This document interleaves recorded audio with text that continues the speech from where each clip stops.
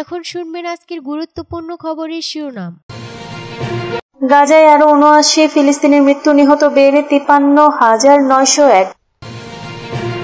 Ukraine জুড়ে রুশ হামলায় নিহত ১৩, আহত অর্ধশতাধিক।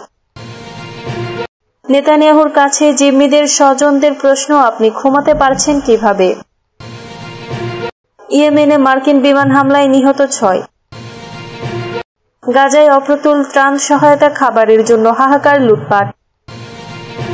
বাণিজ্য যুদ্ধ ফের তীব্র হওয়ার শঙ্কা। ইউক্রেনের সাবেক শীর্ষ কর্মকর্তা খুন, তার সম্পর্কে যা জানা গেল। গাজায় আরো ৭৯ ফিলিস্তিনির মৃত্যু, নিহত বেড়ে ৫৩,৯০১। গাজায় ইসরায়েলি বাহিনীর হামলায় একদিনে আরো ৭৯ ফিলিস্তিনি নিহত হয়েছেন, আহত হয়েছেন ২ শতাধিকের ফলে অবরুদ্ধ এই উপত্যকাটিতে নিহতের মোট সংখ্যা ৫৩,৯০১ জনে দাঁড়িয়েছে। এছাড়া মোট আহতের সংখ্যা ১,২২,৫৯৩ জন। গাজার স্বাস্থ্য মন্ত্রণালয়ের হিসাব অনুযায়ী ১৯ মাস ধরে চলমান ইসরায়েলের হামলায় গাজায় ৫৩,৯০১ জন নিহত হয়েছেন। এই সময় আহত হয়েছেন ১,২২,৫৯৩ জন। ইসরায়েলি সেনাবাহিনী চলতি বছরের ১৮ মার্চ থেকে পুনরায় গাজায় হামলা শুরু করে, যা জানুয়ারিতে কার্যকর হওয়া যুদ্ধবিরতি ও বন্দি বিনিময় চুক্তি ভেঙে দেয়। সেই সময় থেকে ইসরায়েলি হামলায় আরো ৩,৭৪৭ জন নিহত ও প্রায় ১০,৬০০ জন আহত হয়েছে। ইউক্রেন জুড়ে রুশ হামলায় নিহত ১৩, আহত অর্ধশতাধিক। ইউক্রেন জুড়ে ব্যাপক ড্রোন ও ক্ষেপণাস্ত্র হামলা চালিয়েছে রাশিয়া। শুক্রবার ২৩ মে থেকে শুরু হওয়া এই আক্রমণে অন্তত ১৩ জন নিহত এবং ৫৬ জন বেসামরিক নাগরিক আহত হয়েছেন বলে জানিয়েছে ইউক্রেনের আঞ্চলিক কর্তৃপক্ষ, খবর বিবিসির। কেবল রাজধানী কিয়েভেই রাশিয়া ২৫০টি ড্রোন ও ১৪টি ব্যালিস্টিক ক্ষেপণাস্ত্র নিক্ষেপ করেছে বলে জানিয়েছে ইউক্রেনের বিমান বাহিনী। হামলায় আবাসিক ভবনে আগুন লেগে যায় এবং বিস্ফোরণের শব্দে কেঁপে ওঠে শহর। তবে ইউক্রেনের বিমান বাহিনী দাবি করেছে তারা ২৪৫টি ড্রোন ও ৬টি ক্ষেপণাস্ত্র গুলি করে ভূপাতিত করেছে। এই হামলার প্রতিক্রিয়ায় ইউক্রেনের প্রেসিডেন্ট ভলোদিমির জেলেনস্কি বলেন, প্রতিটি হামলার পর বিশ্বের কাছে স্পষ্ট হচ্ছে যুদ্ধ দীর্ঘায়িত হওয়ার দায় মস্কোর। রাশিয়া ও ইউক্রেনের মধ্যে তুরস্কে আলোচনা শেষে বন্দি বিনিময়ের মধ্যেই এই রাতভর আক্রমণ হয়। নেতানিয়াহুর কাছে জিম্মিদের স্বজনদের প্রশ্ন, আপনি ঘুমাতে পারছেন কিভাবে? ইসরায়েলের প্রধানমন্ত্রী বেনিয়ামিন নেতানিয়াহুর বিরুদ্ধে গাজায় জিম্মি থাকা ইসরায়েলিদের পরিবারের সদস্যদের ক্ষোভ আরো জোরালো হয়ে উঠেছে। ফিলিস্তিনের ইসরায়েলের স্থল অভিযান ও প্রাণঘাতী বোমা হামলায় তাদের প্রিয়জনদের মুক্তি পাওয়ার বিষয়টি চরম ঝুঁকিতে পড়ায় নেতানিয়াহুর সমালোচনা করছেন তারা। গতকাল শনিবার তেল আবিব, শার হানেকেভ জংশন, কিরিয়াত গাত ও জেরুজালেমের রাস্তায় নেমে আসেন বিক্ষোভকারীরা। হোস্টেজেস এন্ড মিসিং ফ্যামিলিজ ফোরামের সদস্যরা অভিযোগ করেন, ইসরায়েল সরকার তাদের প্রিয়জনদের নিরাপদে দেশে ফেরানোর চেয়ে যুদ্ধকে অগ্রাধিকার দিচ্ছে। এদিন এক বিবৃতিতে ফোরামের সদস্যরা বলেন, আমাদের দাবি নীতি নির্ধারকেরা যেন অবিলম্বে আলোচনার টেবিলে ফিরে আসেন এবং একটি চুক্তি না হওয়া পর্যন্ত সেই আলোচনা চালিয়ে যান, যেন আমাদের সব প্রিয়জনকে নিরাপদে ফিরিয়ে আনা যায়। বিক্ষোভকারীদের হাতে থাকা ব্যানারে লেখা ছিল, দোয়ারাই জিম্মিদের মৃত্যুর দিকে ঠেলে দিচ্ছে। গত কয়েকদিনে ইসরায়েলি জিম্মিদের পরিবারের মধ্যে ক্ষোভ আরো বেড়েছে। ইসরায়েলি চ্যানেলে 12 এর প্রতিবেদনে বলা হয়, ডেভিড চিনি জিম্মি মুক্তি সংক্রান্ত যে কোনো চুক্তির বিরোধিতা করছেন। ইসরায়েলি সেনা কর্মকর্তাদের সঙ্গে এক বৈঠকে তিনি বলেছেন, আমি জিম্মি মুক্তি চুক্তির বিপক্ষে, এটি একটি চিরন্তন যুদ্ধ।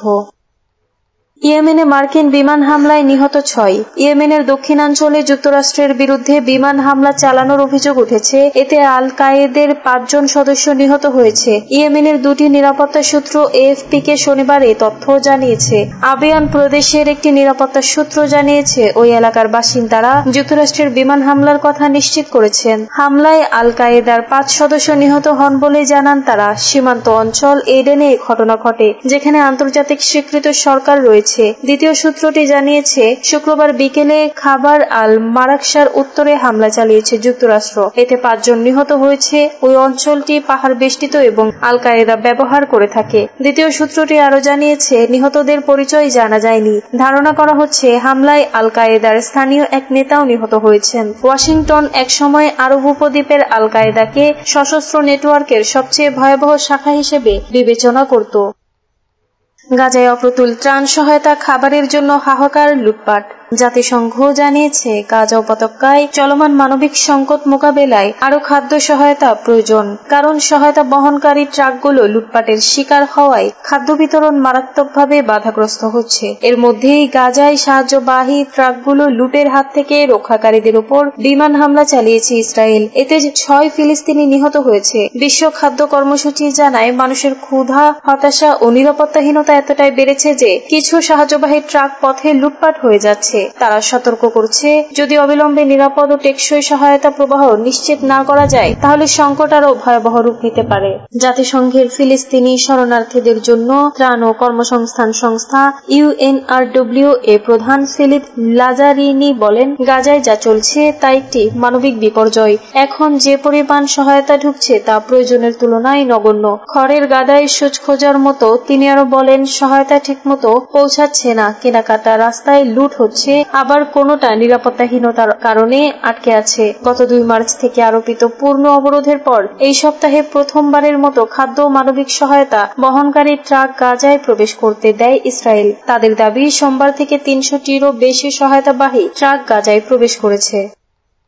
বাণিজ্য যুদ্ধ ফের তীব্র হওয়ার শঙ্কা। ইউরোপীয় ইউনিয়নের উপর 50% শুল্ক আরোপের হুমকি দিয়েছেন মার্কিন প্রেসিডেন্ট ডোনাল্ড ট্রাম্প। এছাড়া আমদানি করা সব আইফোনে 25% শুল্ক আরোপেরও হুমকি দেন তিনি। আগামী 1 জুন থেকে প্রস্তাবিত ওই শুল্ক কার্যকর হবে। নিজের সামাজিক যোগাযোগ মাধ্যম ট্রুথ সোশ্যালে শুক্রবার এক পোস্টে এসব কথা জানান ট্রাম্প। তার ভাষ্য, দিন দিন ইউরোপীয় ইউনিয়নের সঙ্গে সমঝোতা কঠিন হয়ে উঠেছে। তাদের সঙ্গে চলমান আলোচনা ফলপ্রসূ হচ্ছে না। এই প্রেক্ষাপটে চলমান বাণিজ্য যুদ্ধ আরো তীব্র হওয়ার শঙ্কা দেখা দিয়েছে। ট্রাম্পের হুমকির পর নড়েচড়ে বসেছেন ইউরোপীয় ইউনিয়নের নেতারা। যুক্তরাষ্ট্রের শুল্ক হুমকি এমন এক সময় এলো যখন উভয় পক্ষের মধ্যে শুল্ক নিয়ে আলোচনা এক ধরনের অচল অবস্থায় রয়েছে। যুক্তরাষ্ট্র চাচ্ছে একতরফা মার্কিন ব্যবসার জন্য ইউরোপীয় ইউনিয়ন তাদের বাজার খুলে দিক। ট্রুথ সোশ্যালে ট্রাম্প লেখেন, ইউরোপীয় ইউনিয়নের বাণিজ্য বাধা, আর্থিক কারসাজি ও মার্কিন কোম্পানিগুলোর বিরুদ্ধে অযৌক্তিক মামলার কারণে যুক্তরাষ্ট্রকে প্রতি বছর $25,000 কোটি ক্ষতি গুনতে হচ্ছে। ইউক্রেনের সাবেক শীর্ষ কর্মকর্তা খুন, তার সম্পর্কে যা জানা গেল।